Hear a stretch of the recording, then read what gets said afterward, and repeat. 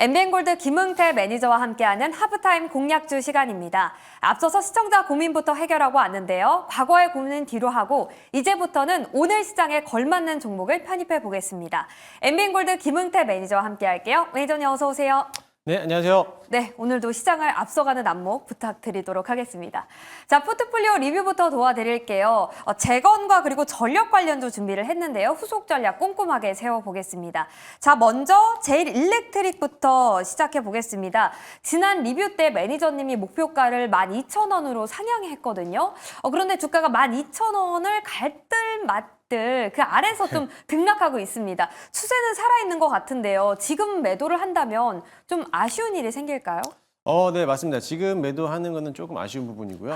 이게 단기적으로 대응하는 것보다는 조금 더 긴 업으로서 좀 바라보시면은 좋겠다라고 말씀드렸는데, 지난 목요일에 아마 11,940원까지 올라왔다가 조금 12,000원을 또 돌파하지 못하는 모습이 좀 아쉬운 부분이긴 했습니다. 그래도 그나마 좀 다행스러운 건 뭐냐면은 제1렉트릭에 대한 실적이 좋아요. 그렇기 때문에 이번 분기에 대한 실적을 필두로 해서 앞으로 전력기기에 대한 실적 자체들이 전부 다 좋을 것으로 보여지고요. 특히나 미국에 대한 매출량에 대한 증가되고 있기 때문에 거기에 대해서 기대를 해보셔도 좋을 것 같습니다. 네. 그럼도요, 이미 한번 전고점을 한번 넘어가고 있는 모습이었기 때문에 저희가 바닥권을 잘 잡았잖아요. 그렇기 때문에 지금은 조금 더 홀딩해서 12,000원까지는 조금 더 보유하자라는 말씀을 드리고 싶고요. 네. 저는 사실 12,000원을 넘어가면은 그때부터 이제 2차 파동이 시작될 거라고 봐요. 그렇기 네. 때문에 12,000원은 넘어간다 생각하시고 조금 더 긴 업으로서 이 전력 관련 기업들은 지금부터 홀딩하자라는 말씀드리도록 하겠습니다. 그럼 지금 매수를 해도 되겠네요? 네, 물론 지금도 매수가 가능합니다. 하지만 유효하는 거는 이미 한번 급등을 했기 때문에 지금은 이제 분할 매수 관점으로서 접근한다라고 하시면은 충분히 매수도 가능하니까는 그 점을 참고하시면 좋을 것 같습니다. 네, 알겠습니다. 하루빨리 12,000원 돌파하길 바라보겠습니다. 자, 다음 리뷰할 기업은요. 다산 네트워크스입니다. 재건은 이제 시작이다. 절반은 매도하고 그리고 절반은 보유해서 수익 극대화하자. 이렇게 의견 지난 금요일에 주셨거든요. 그렇다면 오늘의 조정은 그간 많이 올랐기 때문에 좀 건강한 조정이다. 이렇게 해석할 수 있을까요? 건강한 조정이라기보다도 일단은 악재가 나왔습니다. 그 악재라는 게 네. 아무래도 이제 바이든 행정정부에서 우크라이나가 러시아를 공격할 수 있는 이제 미사일에 대해서도 제한을 두지 않고 마음껏 사용해라 이런 내용이 나왔잖아요. 그것 때문에 이러면은 또 한번 재건에 대해서 반대로 가는 거 아닌가라고 하는 이제 투심에 대한 자극 때문에 오늘 재건주들이 대부 소폭 조정을 받는 모습을 나오긴 했습니다.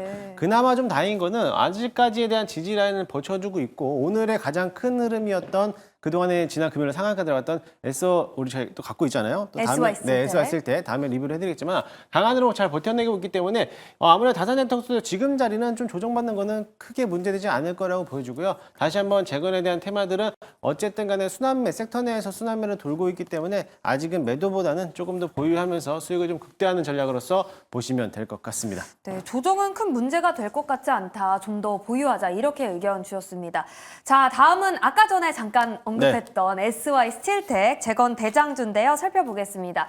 저희 이 기업으로 85% 수익을 내고 있습니다. 이 기업도 절반은 이익 실현, 절반은 보유하자 이렇게 의견 주셨는데요. 다산 네트워크스랑 동일한 의견일까요? 네, 동일한 의견입니다. 역시나 마찬가지로 물론 이제 대장주가 먼저 올라가야지만 후발주들이 이제 따라서 올라갈 거라 보이는데 앞서 좀 악재 내용이 또 한번 이제 바이든 행정정부에 대한 이제 내용이었잖아요. 하지만 거기에 대해서 뒤집어질 수 있는 내용이 뭐였냐면은 유럽 국가들이 그래도 아직은 재건에 대해서 뭔가에 대해서 협업을 하고 있다라는 소식이 끊임없이 나오고 있다라는 겁니다. 그렇다고 한다라고 하면은 어떻게 보면 접경 지역에서는 전쟁은 이루어지고 있지만 후방 지역에서는 재건에 대한 논의가 계속적으로 나올 것으로 보여지고 하루빠르게 이제 우크라이나 러시아에 대한 종전 휴전이라도 나올 수 있기 때문에 거기에 대해서 좀 기대를 하고 있는데요. 마찬가지로 이제는 트럼프 당선인에 대한 이제 세 달 뒤죠. 세 달 뒤면은 앞으로 이제 정부 정책이 바뀔 건데 그렇게 된다라고 하면은 다시 한번 재건에 대한 논의가 시장에서 도드라지게 나올 것으로 보이기 때문에 지금은 조금 더 조정받더라도 아직은 이제 정고점 신고가를 넘어갔기 때문에 SY 스틸텍은 조금 더 보유하면서 수익을 극대화하는 전략으로서 보시면 될 것 같습니다. 특히나 SY 스틸텍은 대장주로서 좀 급등을 했잖아요. 네. 그런데 트럼프가 곧 정권을 잡을 거기 때문에 오히려 조정이 나온다면 기회라고 봐도 되는 거죠? 일단은 SY 스틸텍은 그동안에 대한 기대감으로서 많이 올렸잖아요. 그렇기 때문에 지금은 이제 조정이 나온다라고 하면은 만약에 조정 나왔을 때는 다시 한번 잡는 것보다는 매도해서 수익을 챙겨가는 거를 보면 좋겠고요. 그 다음 후속주는 건설 기계, 또는 이런 종합 자재 플랜트 사업을 하고 있는 기업들을 보시면 좋을 것 같습니다. SY실텍은 신규 진입은 좀 부담스럽다. 네. 조심하자. 이렇게 의견을 정리를 해보겠습니다. 자, 이렇게 후속 전략까지 꼼꼼하게 세워봤습니다. 전략 참고하셔서 성공 투자하시길 바라겠고요. 저희는 이제부터 현 구간에 좀 더 집중을 해보겠습니다. 김흥태 매니저님이 현 시점에서 가장 관심 있게 보는 섹터와 종목 하나씩 차례대로 만나볼 텐데요.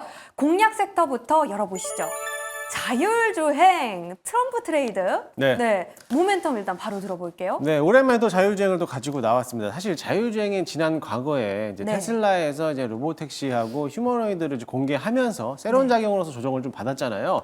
그러고 나서부터 이제 다시 한번 바닥권에다 진입하고 있는 모습을 보이고 있습니다. 네. 사실 이제 자율주행이라고 하면 이제 앞으로에 대한 완전 자율주행에 대한 이제 기대감을 나타낼 수가 있는데 사실 자율주행의 레벨 단계를 본다라고 하면 지금 이제 3단계 정도 이제 와 있는데 4라든지 5단계까지 가려면 한참 좀 멀고 먼 길이지 않을까라고 보고 있지만은 그래도 국내 기업들에 대해서 앞으로 자율주행에 대한 들어가는 완전 자율주행 시스템을 하겠다라는 거에 대해 프로그램을 지금 개발하고 있고요. 거의 대부분 이제 개발이 완료되고 있는 상태인데 시범 운행만 남아 있다라고 보시면 될 것 같습니다. 네. 그렇기 때문에 모 기업에서도 마찬가지로 완전 자율주행에 대해서는 프로그램 개발을 완료했다는 소식이 나왔고요. 그 외쪽으로서 어제 이제 기사가 나온 게 뭐냐면은 네. 기사 한번 보여주시면은 트럼프 2기가 이제 완전 자율주행에 대한 규제를 완화를 하겠다라고 밝힌 겁니다. 그래서 어떻게 보면은 미 교통부에서 원저적으로 선천적으로 과제를 해소하는 게 자율주행인데 이 자율주행에 대한 이제 어떠한 해소하는 모습을 보인다라고 하면은 앞으로 머스크가 그동안 밀고 붙였던 자율주행에 대한 모습들이 시장에서도 계속적으로 부각을 받을 거라고 보여집니다. 그래서 오늘 자율주행 테마 관련된 종목들이 강한 흐름을 보여왔는데요. 네. 역시나 마찬가지로 이 기업들 중에서 SOS랩이 가장 많이 올라왔죠. 아무래도 라이다에 대한 대표적인 기업이기 때문에 SOS랩이라든지 아니면 퓨런티어 아니면은 뭐 슈어소프트테크 이런 기업들이 오늘 강한 흐름을 보이고 있는데 이제 막 바닥권에서 움직여주고 있는 자율주행은 만약에 이 트럼프 당선인에 대한 섹터로 다시 한번 묶이게 된다라고 하면은 최근 들어서 우주항공이 강한 흐름을 보였다면은 이제는 자율주행 섹터가 그 후속주로서 타자를 이어받지 않을까라는 기대를 좀 하고 있습니다. 네, 알겠습니다.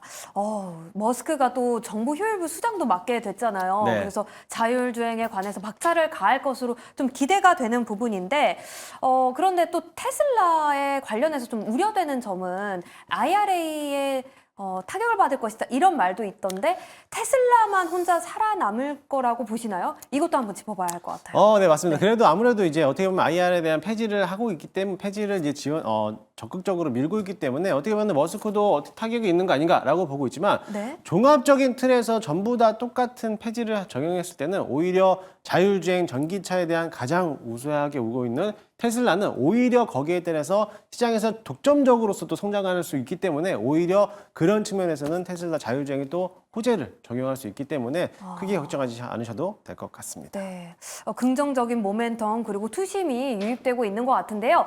그렇다면 자율주행 안에서 어떤 기업을 탑픽으로 꼽았는지 바로 공개를 해보도록 하겠습니다. 자, 오늘의 원픽 기업은 라이콤입니다. 네, 라이콤 설명해 주시죠. 네, 동사는 이제 네. 광통신 모듈을 제조하고 판매하는 기업이기도 합니다. 그뿐만이 아니라 이제 자율주행에 들어가고 있는 어떻게 보면은 라이다에 대한 센서를 또 만드는 기업이기도 하고요. 라이다 센서뿐만 아니라 광 증폭기도 또 제조하기 때문에 자율주행에 어떻게 보면 필수적인 재료다라고 보시면 될 것 같아요. 네. 이뿐만 아니라 여러 가지 뭐 기업들도 있겠지만은 그동안에 대해서 조정을 받았을 때 바닥권에서 치고 갈 수 있는 기업이다라고 보시면 될 것으로 보여지고요.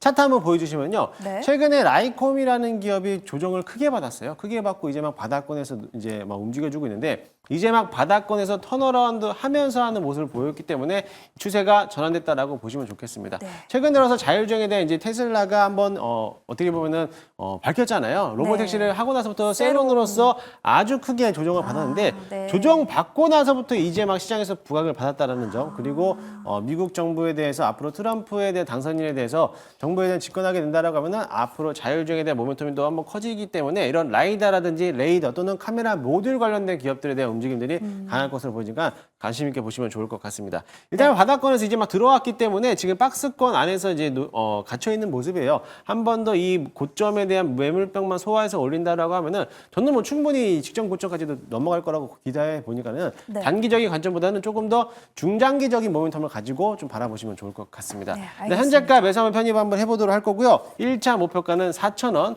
4,000원까지 바라보고요. 손절가 라인은 3,000원 잡고 대응하도록 하겠습니다. 네, 알겠습니다. 자율주행 정말 기대감이 많은 그런 섹터인데요.